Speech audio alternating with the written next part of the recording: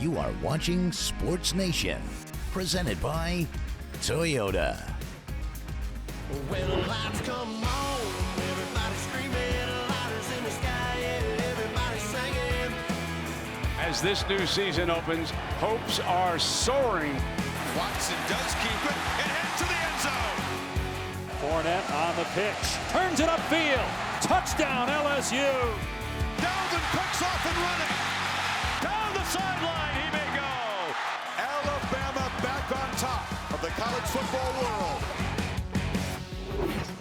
College football is back and kicking off in a big way.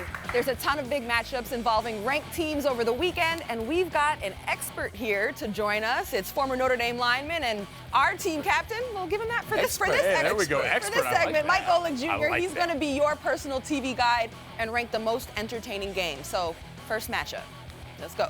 New head coach Kirby Smart and his number 18 Georgia Bulldogs head to the Georgia Dome to take on number 22 North Carolina Tar Heels.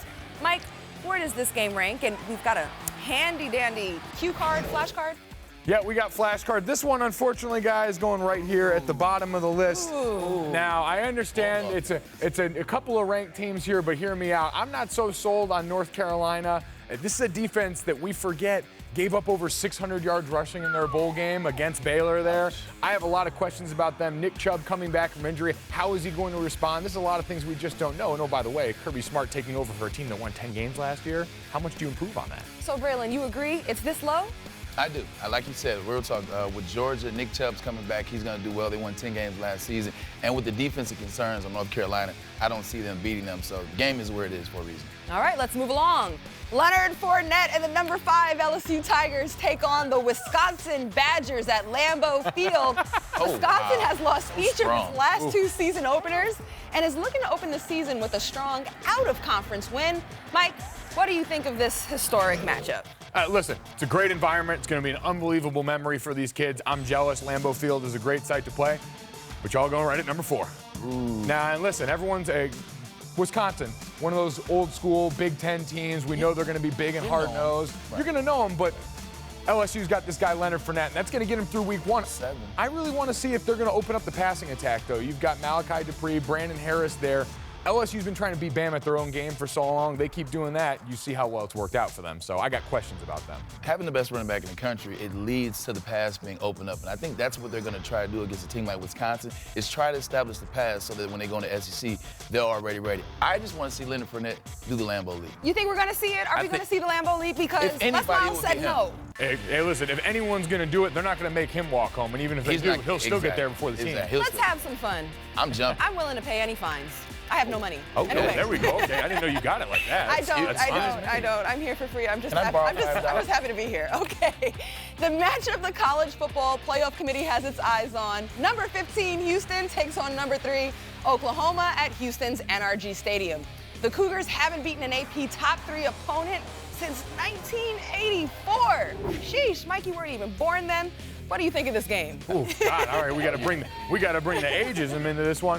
I'm going to throw this. I wasn't born yet either. I'm going to throw this one up at number 2 for right now. Boomer Sooner. Listen, we know Baker Mayfield and Co there, Samaje Perine, what they're going to do in that rushing attack there.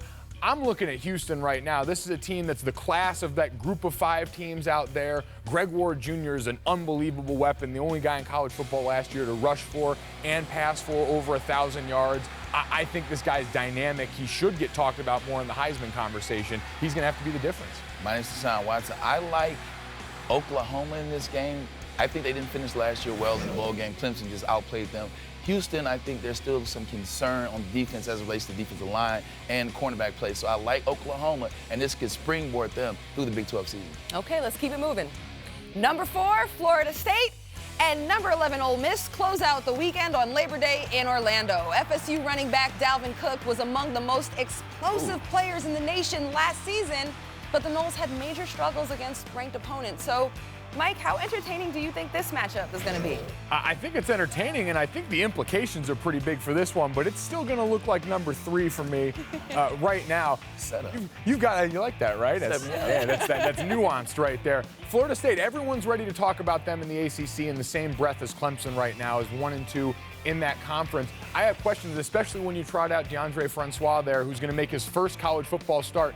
Is there enough Dalvin Cook to lift Florida State over what's a pretty good Ole Miss team in the SEC, who, oh, by the way, gave Alabama a loss last year, even on their ride to the national title? They've got no questions with Chad Kelly at quarterback. Braylon, your 2 cents? Florida State and Jimbo Fisher will be good. I don't think this will be a tough game for Florida State at all, even without Cook in there at running back. Ole Miss is one of those teams that's always ranked high at the beginning of the year, and they always fall to out the top 25 by the end of the year. So I think Florida State gets it done. All right. Now, the game that everyone's been talking about. Top-ranked Alabama meets number 20 USC in Arlington Saturday night. 2 of college football's most legendary programs are starting new quarterbacks in 2016, and each has big shoes to fill. So, Mike, will the defending champs pull this out? Listen, yeah, we need to cut out all that. I was really thinking about it. You've got 2 of these sexy brand names right here. Sexy. You've got USC returning 5 starters. I love on the offensive line. I love some offensive line play there. Alabama, you don't really have to say a lot else about that. It's their world, and we're just living it. That being said, I don't really think this one's going to be all that close. Yeah, I don't think so either. I think everyone wants SC to be the mantle that they were with Pete Carroll years ago. It's just not there. They're creating false buzz. Alabama handily beats out SC. And because of that, I think I'm actually going to move this one up to the number 1 spot on the weekend. Drama. Nice. It was trickery. It was trickery. Exactly. I got to hit you with the okie doke there. Plus, I don't really like either of these guys all that much. I got a little bit of history there, so maybe that bad blood's bleeding into it. But I truly think Alabama and what they've built there, it's going to be a new, faster defense that we've ever seen out of them. I don't know if USC's up to the challenge just yet under Clay Helton. That was scintillating, Mike. I did not see that change-up coming. I'll give you a last second here. Do you agree? I just can't believe they haven't played since 1968. How about that? That's a long drop between the 2. And listen, I'll give you a further reason for the number 1 there. Okay. Future Big 12 conference mates maybe facing off there. There's a lot of the outside storylines with Houston potentially getting into that Power 5 conversation. Awesome. You broke it down, man. Okay. That's what I'm here for. He's the expert. Mike's index here. Let's see what the nation did, how they voted. Ooh. All right, guys, what do you think? Oklahoma, Houston at number 3. That's interesting. I'm really. Yeah. All right. You know what? They went with the buzz. They went with did. the hype. They've been watching TV. Well, yeah, you've got the number 1 team in the Twitter. country playing another team. It makes sense, but I just have to tell you guys you're all wrong. I'm sorry. All right, they went with the most hyped up game. Okay, we're moving along. Up next, is there such a thing as being too hypey? We'll discuss after the break. You guys are kind of hypey. Y'all are never too hypey. I'm not that hype. Look out.